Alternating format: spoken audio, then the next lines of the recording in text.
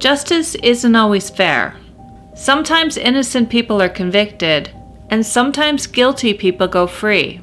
On the night of December 10th, 2008, the lifeless body of a 13-year-old girl was found in the backyard of a quiet Mississauga neighborhood. It was soon announced that 2 older friends of the girl were arrested and charged with first-degree murder in connection to her death. But as their trial progressed, it became clear that the first-degree murder case against one of the 2 accused was not rock solid, leading to a verdict that no one saw coming. So today's story takes us to the historic and vibrant neighborhood of Clarkson, also referred to as Clarkson Village. Located in Mississauga, Ontario, Clarkson is situated in the southwest corner of the city, nestled along the shore of Lake Ontario. Clarkson's roots trace back to 1807, making it one of Mississauga's oldest communities. During the summer of 2008, 13-year-old Aleksandra Firgan-Hewie would move to Clarkson to live with her father. Previously, she had lived in the small town of Port Perry with her grandparents who she was close with. They happily took her in after her parents divorced when she was just 9. But after living with them for 4 years, Alex had grown bored of life in the country and wanted something different. She was nervous about moving to a larger city because she didn't know anyone, but was excited as well. In Port Perry, she was known as Ola by friends and family, who all described Aleksandra as a happy, smiling small-town girl who enjoyed basketball, soccer, and snowmobiling, as well as going to the park and tapping maple trees in the winter and catching frogs in the pond in the summer. Like many teenagers, Alex kept a diary where she wrote about moving to a new location and how she felt like she had a reputation at her old school as a bad girl.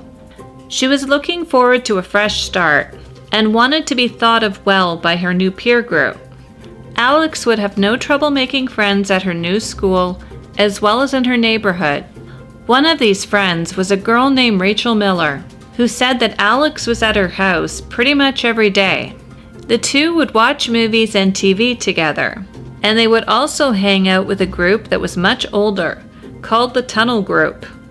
The tunnel basically referred to an underpass near the Clarkson GO station, and the group that hung out underneath it were mostly guys in their mid to late teens to early 20s. This group impressed young Alex. It was a different world than her middle school friends, and she wanted to be a part of it. The group would mostly use the tunnel for their hangout spot where they would drink and smoke weed. 19-year-old Michelle Liard and 25-year-old Rafael Lasota, who were dating at the time, were also members of the tunnel group and became friends with 13-year-old Alex. Another guy who frequently spent time in the tunnel was Gary McDonald, a local thug in his mid-20s. He and Aleksandra had become friends in the fall of 2008. He would also become a key side character later on in this story. Michelle Liard had a rough start to her life. She grew up without her father around, meeting him only once later, and in her words, she described that meeting as unpleasant. Her relationship with her mother was described as dysfunctional at best. Her mom was an addict who had signed away the family home to pay for drugs. Michelle would then move in with her grandmother, and her mother died a short time afterwards. As she grew older, Michelle gained a reputation as a troublemaker in her neighborhood. It wasn't so much her as it was the people she hung around with. Neighbors had seen their fair share of criminal activity at her home, including a fight that was sparked by a man who was strung out on drugs. Police had also been contacted about open drug use and break-ins in the area. Rafael Lasota's situation wasn't much better. Neighbors considered his mother to be a really nice woman who tried to get her son on the right path, but he was described as someone who had a mouth on him and was known to be verbally aggressive. However, no one had ever witnessed him being physically violent towards anyone. Needless to say, Aleksandra's father wasn't happy with the older group of friends his 13-year-old daughter was hanging out with, and was considering moving again. She was warned by friends and neighbors that Michelle and Rafael were bad news, but Alex was young and naive, and desperate to belong. On the evening of December 10, 2008, Michelle Liard and Rafael Lasota were at his mother's house. Teresa Lasota immigrated to Canada from Poland back in 1986, with her children Rafael and Monica arriving 2 years later. She shared the home in the Clarkson area, with her son and herself living upstairs, and her daughter Monica and son-in-law Arthur living on the floor below. After arriving at Teresa Lasota's home that evening at around 5:30 p.m., Michelle went downstairs to the basement and invited Monica outside for a cigarette. Monica's husband Arthur was also home, but was sleeping at the time. Suddenly, Arthur was startled awake by banging and stomping noises coming from Rafael Lasota's bedroom, which was directly above where he was sleeping. Both Monica and Arthur were concerned for their safety, as the home had been broken into on a previous occasion, and Rafael had also been stabbed outside the home by an unknown attacker about a week earlier. So because of this, Arthur thought there could possibly be an intruder inside the home, and would run outside to the garage, where he armed himself with a sword. Once he was outside, he met up with Michelle and Monica, and told them about the strange noises coming from upstairs. Michelle, for some reason, didn't seem concerned, and would tell Arthur that Rafael was, quote, putting a desk together or something. And then Michelle would say something unsettling, that Rafael was upstairs with a girl who tried to set them up. Concerned for her brother's safety, Monica would then go upstairs to check on Rafael and to find out what all the commotion was. But when she got to his bedroom, she found that the door to his room was blocked, and Rafael refused to let her in. And when Monica asked through the door what was going on, he said something to the effect that he was all right and would be downstairs shortly. About 5 minutes later, Rafael would come outside. He spoke calmly, but he refused to go into detail about what had happened or what the banging noise was. He would only say that there was another girl there earlier, but she had gone home. By now, Monica Lasota and Arthur were very concerned, although not concerned enough to call the police. They then left the house and drove around in the car for a few hours. They even drove to a mall where there was a community police station and talked about going inside. But in the end, they decided not to. But while they were out, Rafael Lasota would come clean and tell Michelle that he had murdered Aleksandra. She too also didn't call the police. Instead, she would help Rafael clean up the crime scene by washing his bloody clothing in the bathtub, while Rafael attempted to clean up his bedroom. Monica and Arthur would return to the house briefly, and once again ask Lasota about the girl who was there earlier, to which he responded, quote, "She's fine," and she left. But Alex was not fine, and she definitely did not leave. Monica and Arthur then got back into their car and drove off again, and would wait at a coffee shop for Teresa Lasota to come home. Teresa would arrive home from work shortly after 11 p.m., only to find that things had gone horribly wrong that evening. Monica and her son-in-law were waiting in the driveway for her and appeared to be very stressed and anxious, and told her about the violent struggle that Arthur had heard earlier in the evening. Teresa confronted her son about what had happened and asked him if there was another girl there. Rafael would initially lie to his mother and say there was a 17-year-old girl at the house earlier, but he had an argument with her and she went home afterwards. Teresa then had a look around the house, and she noticed that 2 bedroom dressers had been moved a noticeable difference, about a foot apart from one another. Not satisfied with Rafael's explanation, Teresa would then go out to the backyard with a flashlight, where she found 2 garbage bags hidden behind the shed. She touched the bags with her foot, and they seemed soft, but she didn't look inside either of them. After confirming that neither her daughter nor her son-in-law had placed the bags there, she went back to Raphael's bedroom and confronted him again, asking him what was inside the garbage bags. He would tell her that the bags only contained clothing, but Teresa refused to accept his answer. She then threatened to open the garbage bags herself, and it was only when Teresa bluntly asked her son if he hurt the girl that he broke down and told his mother that one of the bags contained Aleksandra Firgan-Hewie's body. Horrified, Teresa Lasota would call the police and say that her son had just told her he had killed a girl, but claimed that he had killed her by accident. What happened next, though, remains a little unclear.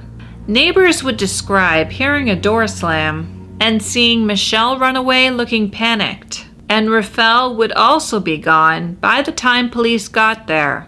Peel Police Sergeant Barry Leslie was one of the first officers to arrive at the Lasota home in response to the 911 call placed by Teresa, and when he walked into the backyard, he would find 2 garbage bags sitting behind the shed. One contained Alex's body, and the other was filled with bloody sheets, pillowcases, and socks. Sergeant Leslie remembered Alex from a meeting he had with her about a month earlier, when she, Michelle, and Raphael had reported that a mutual friend of theirs had broken into Lasota's home and stole money and a camera. I don't know what happened. Like, he was just really upset. I didn't ask. He just said that. And then I find out, like, I guess it was Halloween night, my TV gets stolen. And I thought at first it was, like, Donovan had nothing to do with that. That was all Gary, the guy, Gary McDonald. Okay. And then, like, my dad, I don't know why, my dad didn't call the cops because he was sick of dealing with cops already. Because we've already dealt with them, like, just from other stuff. So he was just sick of it, so he said, whatever. And although Raphael had claimed to his mother he had killed Alex by accident, this was clearly a lie. Her body was found with 37 knife wounds, mostly to her neck and upper torso. She also had several defensive wounds on her hands and arms, as well as 27 blunt force injuries on her head, face, torso, and body. 6 of the knife wounds would have been fatal, including 2 that severed her jugular vein and carotid artery. There were also 4 knife wounds that entered her chest cavity and punctured her lungs. Alex died as a result of blood loss. Raphael Lasota's DNA would be discovered under Alex's fingernails, and his fingerprints were found on the garbage bags containing her body. However, Raphael Lasota was nowhere to be found. After Teresa called 911, Michelle and Raphael took off running, but at some point they saw a police car and Raphael panicked. So he jumped a fence and ran away fast, leaving Michelle behind. Shortly after Alex's body was found, police were dispatched to Michelle's apartment. And because she wasn't home, her grandmother was asked to come to the police station to make a statement. After getting separated from Raphael, Michelle walked back to her apartment alone, but after seeing the police outside, she waited across the street until they left. What she didn't know was that police were concerned about her safety as well, and didn't consider her a suspect at the time. After they left, Michelle then went inside and wrote a note to her grandmother. The note read, quote, "Raphael has done something horrific. He has murdered one of my friends. I had nothing to do with this, and I'm very scared. This letter to you is because I know the police will not believe me because of how close I am with Raphael." 12 hours after Aleksandra was murdered, the police would return to Michelle's apartment and ask Michelle to come to the station to be interviewed as a witness to a homicide. And she would tell investigators she didn't know anything about the killing or had any involvement in it. She described to police hearing what sounded like muffled screams, and when she realized that something was happening in Lasota's bedroom, she said she ran upstairs to see what was going on. But in her words, quote, Rafael's got the door blocked, and I can't get it open. As the interview progressed, Michelle made no attempts to hide what she did after the murder. She admitted to lying to Rafael's sister Monica, and 23 minutes into the interview, she admitted to police that Lasota cleaned up his bedroom while she washed his bloody clothes. Did you kill that girl, Michelle? No, I did not kill that girl. The things that you may tell me, I'm worried about the things that you're going to tell me has happened after. Remember how we said I really don't know what you're going to tell me about what went on? Yes. You washing those clothes. It's very, very bad. The things that you may tell me in relation to that now lead me to believe that you may have had more of involvement in it than you are No, I leading love on. my boyfriend. I know Okay, you I do. washed the fucking clothes. I know you do. It was at this point that Michelle was cautioned and charged as accessory after the fact. And at 12:30 p.m., nearly 6 hours into the interview, Michelle would be charged with first-degree murder. In the police interrogation video, she actually appears to be stunned by the charge. Throughout her interview, Michelle was emotional and much of the time hysterical. It was just ridiculous behavior, really. She screamed and cried uncontrollably. At times she hyperventilated, sobbed, curled up in a ball, rocked back and forth, banged her head on a table, talked to herself, prayed out loud, and continued to claim she was innocent until the interview ended at 4:14 p.m., 9 hours and 23 minutes after it began. And at one point was screaming "I love you" hysterically through the wall when she later heard Rafael on the other side. Baby! Baby, I love you! Baby!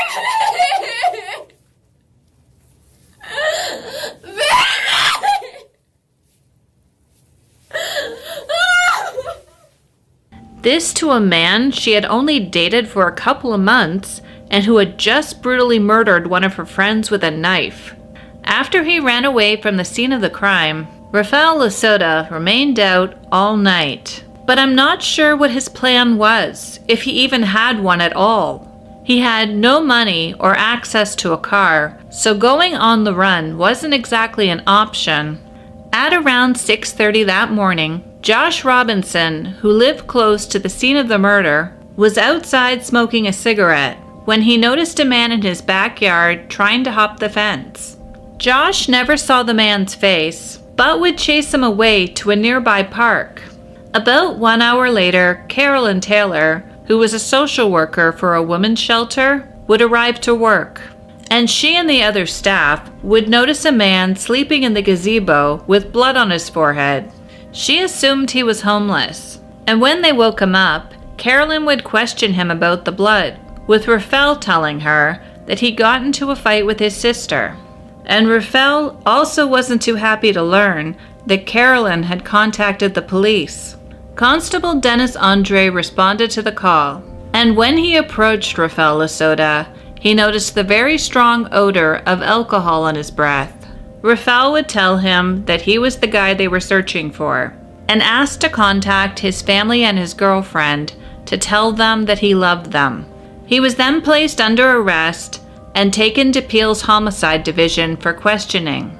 Like Michelle, Rafael was incredibly emotional on the morning of his arrest. At times he wept uncontrollably and wailed loudly, but he promised to cooperate with police and explain everything, telling Constable Andre that although the situation looks bad, he's not a serial killer or a murderer. While being interviewed, police noticed that Lasota had scratches on his hands and arms, as well as blood on his forehead and an injury on his forearm covered by a bandage. It was his story that Alex came at him with a pair of scissors. He claimed that he acted in self-defense, saying that it all happened very quickly and he never meant to kill her. His self-defense argument would go out the window though, when he admitted to police that once he realized things had gone too far, he couldn't let Alex leave, so he cut her throat. Also, Alex was a tiny little thing. She was only about 5'4" and weighed about 100 pounds, while Lasota was 6'2". Throughout the interview, Rafael would deny that the murder was planned and claim that Michelle was not involved, other than helping him clean his clothing afterwards. When news of Alex's murder was released to the media, neighbors in the Clarkson area were stunned, but also admitted to the increase in alcohol, drug use, and petty crime amongst young people in recent years, with some saying they were taking the problems that have plagued their community a little more seriously now. 1 week after she was murdered, friends and family gathered in Alex's former home of Port Perry to pay tribute to her. The funeral home was packed with people spilling into the hallways, and students from both Port Perry and Mississauga attended the service. Former classmates remembered Alex as a kind and caring person who enjoyed spending time equally with her family and friends. And when the community of Port Perry learned that her parents couldn't afford a burial plot, they held a benefit concert, raising over $1,800 for the family. After a long 3.5-year wait, the trial for Michelle Liard and Rafael Lasota would begin on February 22, 2012. And both Michelle and Rafael would plead not guilty to killing Alex. At the start of the trial, Lasota attempted to plead guilty to only manslaughter, but the Crown rejected the plea and instead chose to go to trial on the first-degree murder charge. In court, Michelle Liard would look very different than the day she was arrested. She almost had a mousy appearance to her. Gone was the bleach blonde hair, her brown hair was pulled back, and she wore glasses and a black business suit. And the media noted she looked more like a junior lawyer than a defendant in a murder case. Ontario Superior Court Judge David Corbett would tell the jury that there was no mystery as to who killed Alex, and that there was also no mystery about where she died or how she died. Justice Corbett would explain to the jury that they needed to consider if the murder was planned and deliberate.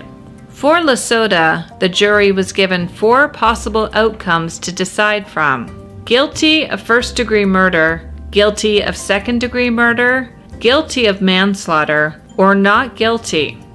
If they found he was guilty of first-degree murder, then the killing was planned and deliberate, or that the killing took place during a forcible confinement situation.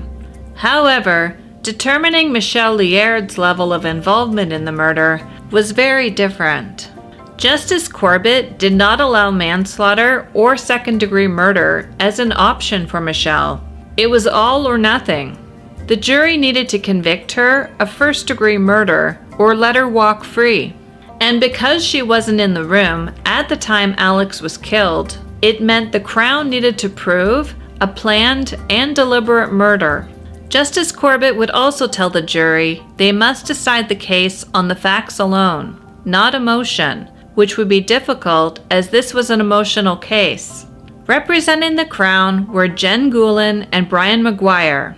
They told the jury that both Lasota and Michelle planned to kill Alex on the night of December 10th. It's not necessary for the Crown to prove motive at trial. However, evidence of motive does help the jury have a better understanding of the case. Remember a guy named Gary McDonald who I mentioned at the beginning of this story? He was one of the older friends that also hung out in the Clarkson tunnel with Alex, Rafael, and Michelle.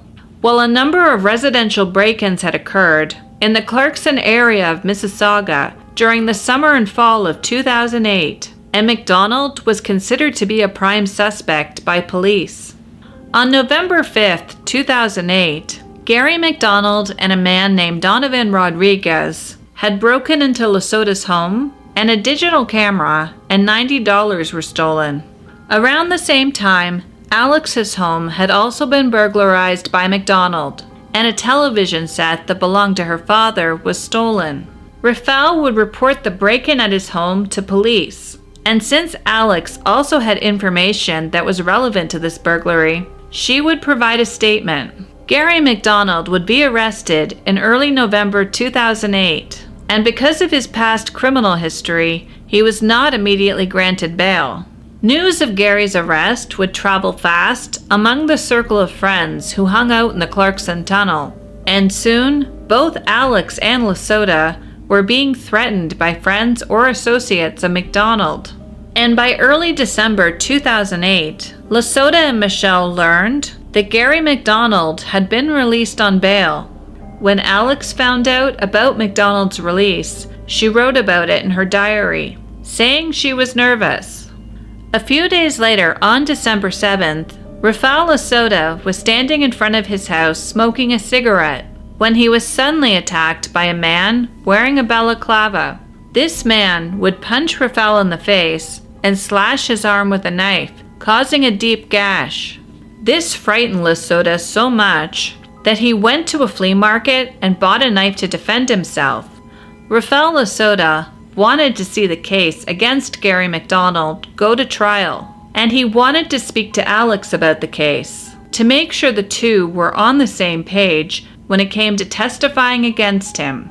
But Alex didn't want to testify. After Gary McDonald ended up in jail, largely due to the statement she gave police, Alex apparently felt very strongly about not getting him into any more trouble, which brings us to the night that Aleksandra was killed.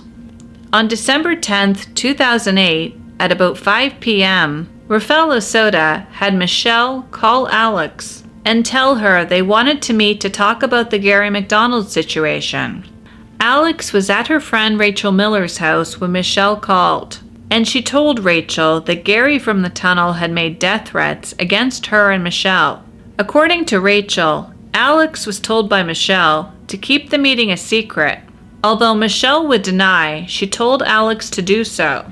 Alex would then leave Rachel's to meet up with Lasota and Michelle at the tunnel, before making their way to Rafael's house. It was the Crown's theory that when the group arrived, Michelle purposely lured Rafael's sister outside so she wouldn't be able to hear the murder taking place immediately above her bedroom.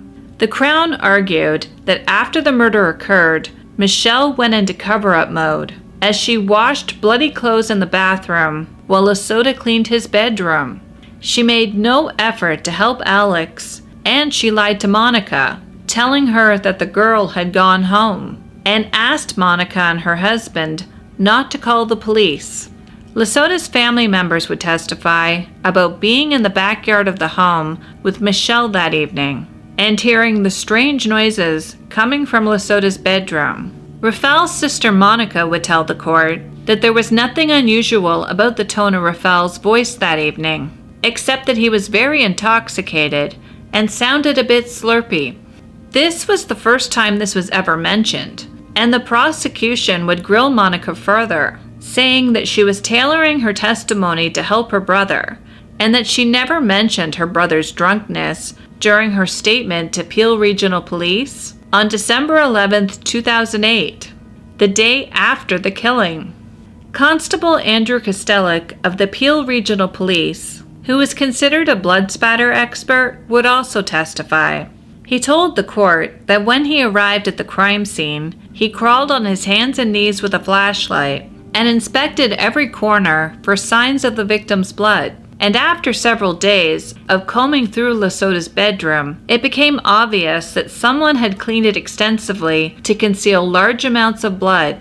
The room had been wiped down with bleach. However, Constable Kostelik would find Alex's blood on almost every surface he encountered. Lasota's mattress was soaked in her blood in 2 areas and had also been flipped over. There was blood both on and under the coffee table, on the nightstands, shoe boxes, a speaker, the computer hard drive, the desk, the baseboards, the door, and even on the curtains that had been turned backwards to hide the spatter.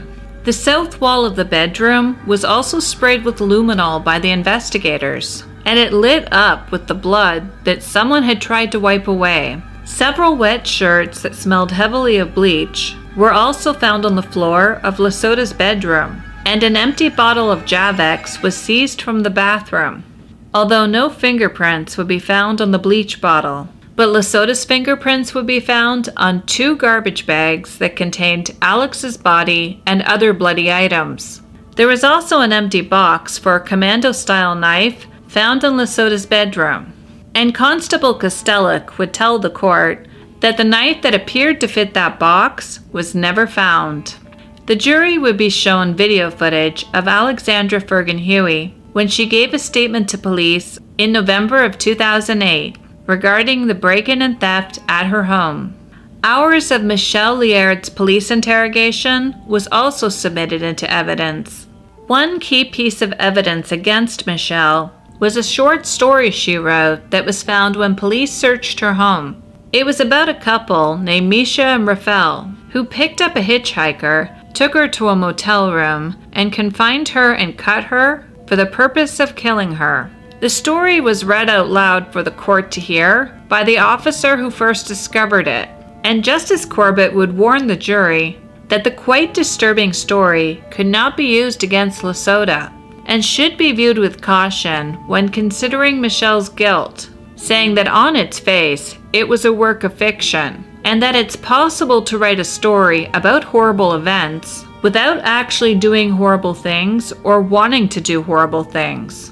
The defense would portray this story as a class project and compared the themes and subject matter to contemporary horror fiction and tried to paint Michelle as a Stephen King wannabe. However, Michelle's former English teacher, Barbara Dixon, would tell the court that Michelle was never given a horror assignment, and Michelle never handed in any writing that was similar to what was being described in court, and if she had, Dixon would have reported it immediately, saying that the story set off alarm bells and described it as horrific. Barbara Dixon would testify that she had never seen a story like this in 35 years of teaching that had so much torture and brutality. The jury would also hear from 2 of Michelle's pot-smoking friends from the Clarkson tunnel. Both witnesses would tell the court about hearing Michelle say on more than one occasion that she wanted to chop Alex into little pieces. Kevin Martin would testify that he first met Alex through a mutual friend, Rachel Miller, and that he thought of her as a little sister.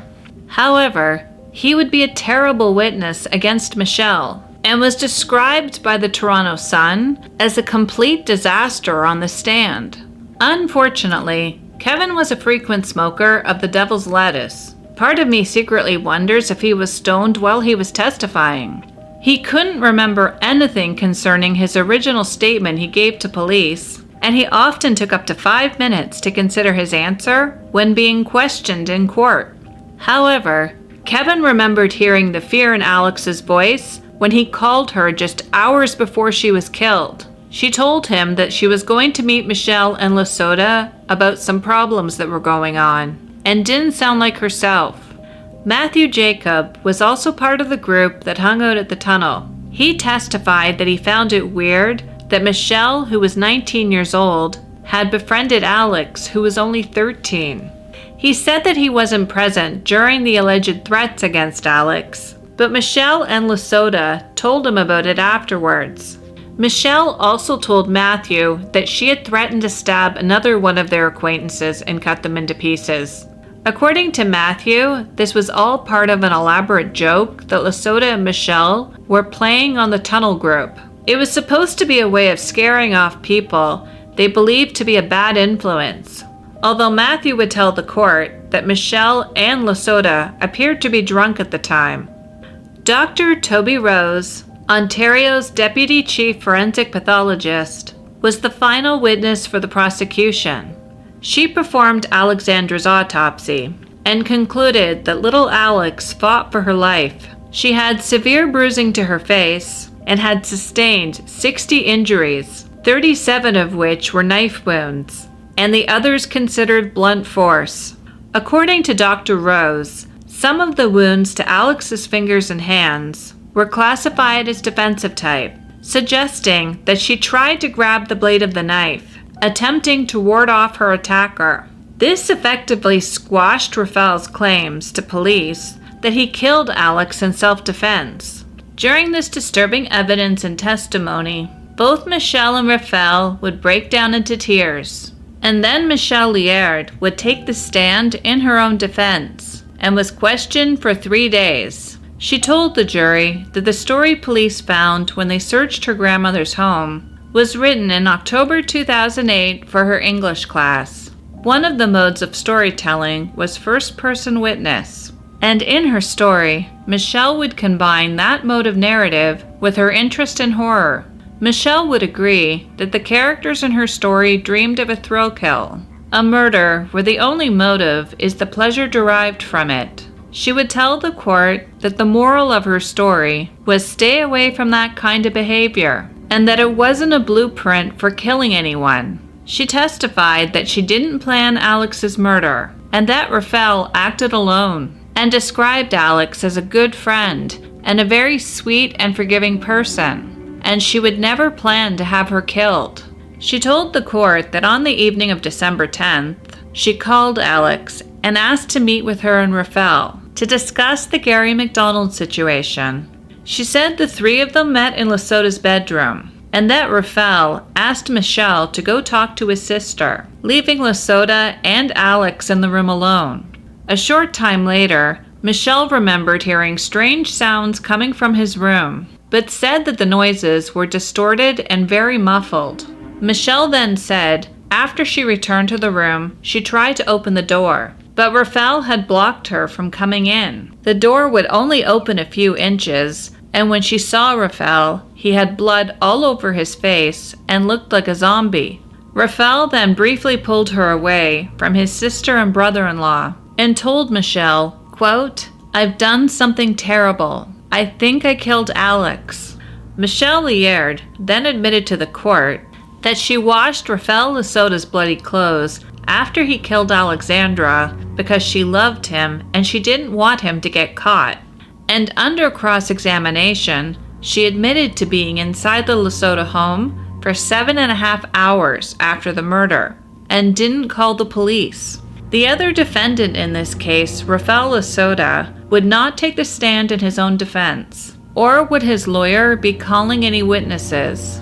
In his closing argument, Crown Attorney Brian McGuire rejected the idea that Lesota acted alone, and that Michelle Liard helped to set up, conceal, and clean up the murder of Aleksandra Firgan-Hewie.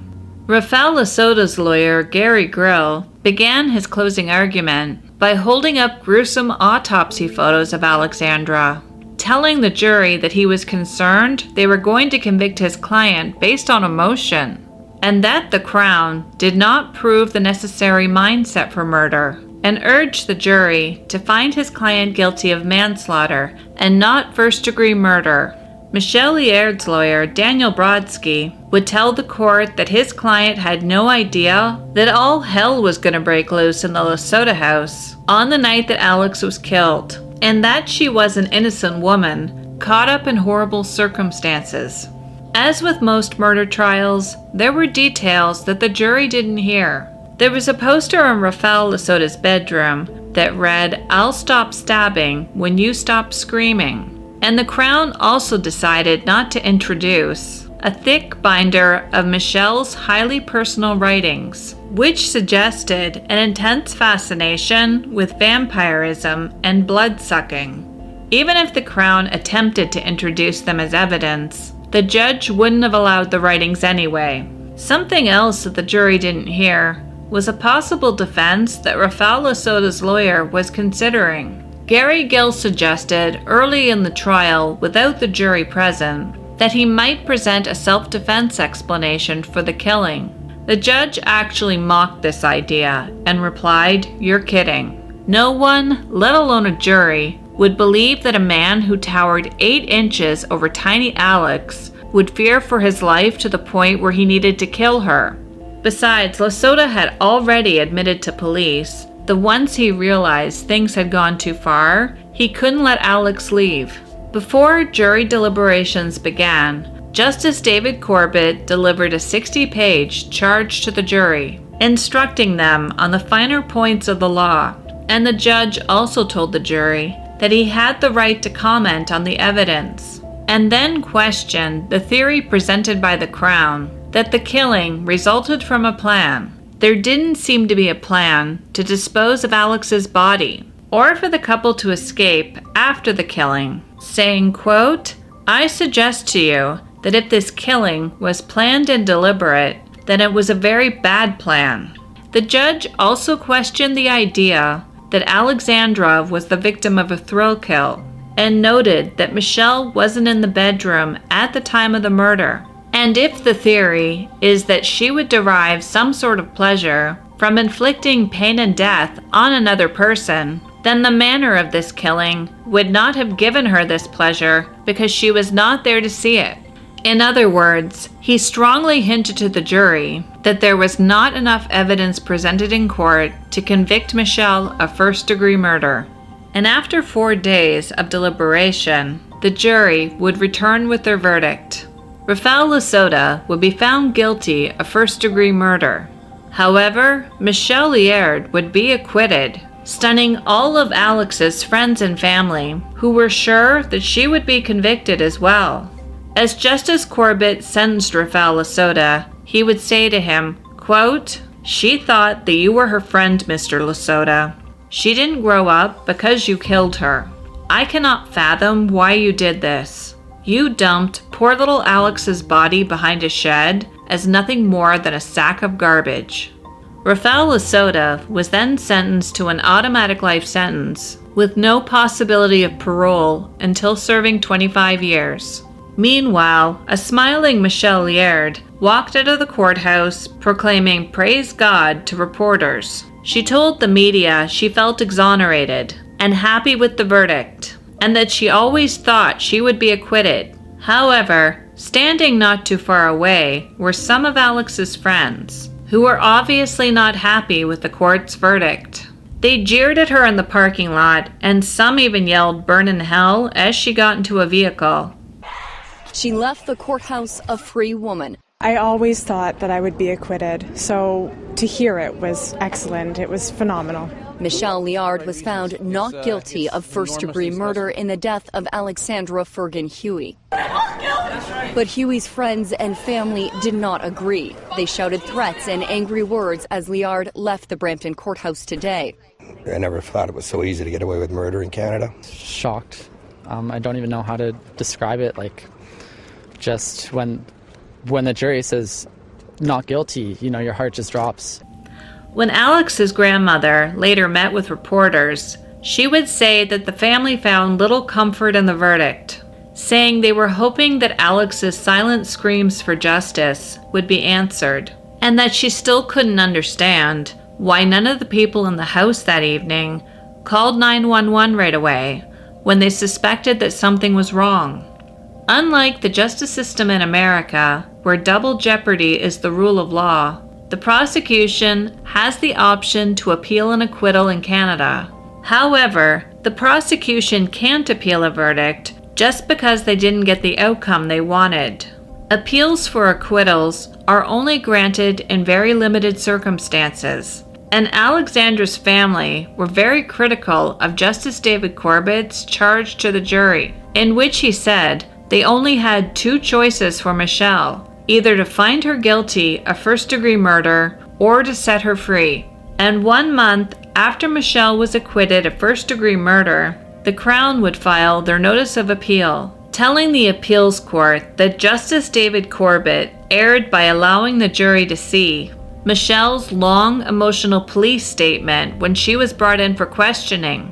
Prosecutors would say that Michelle had hours to rehearse the sobbing, screaming, and hyperventilating, and the jury was unfairly swayed. And if they hadn't watched 7 hours of her hysterical display, the jury may have reached a different verdict. However, 3 years later, in June of 2015, the Ontario Court of Appeals refused to overturn her acquittal and shot down every one of the Crown's points. They found that Justice Corbett made no errors when admitting Michelle's spontaneous police statement, and also stated that the police interrogation video often painted her in a bad light. In any event, The appeals court said that admitting Michelle's police statement couldn't damage a case that wasn't strong to begin with. They ruled that her gory short story was just a class assignment and that washing his bloody clothes was to hide what Lasota had done because she loved him. But the Crown wasn't finished with Michelle Liard yet, because at this point, what did they have to lose? They would file an appeal with the Supreme Court of Canada to have the acquittal overturned. But the Supreme Court only takes up a few cases each year. They refuse to even look at it.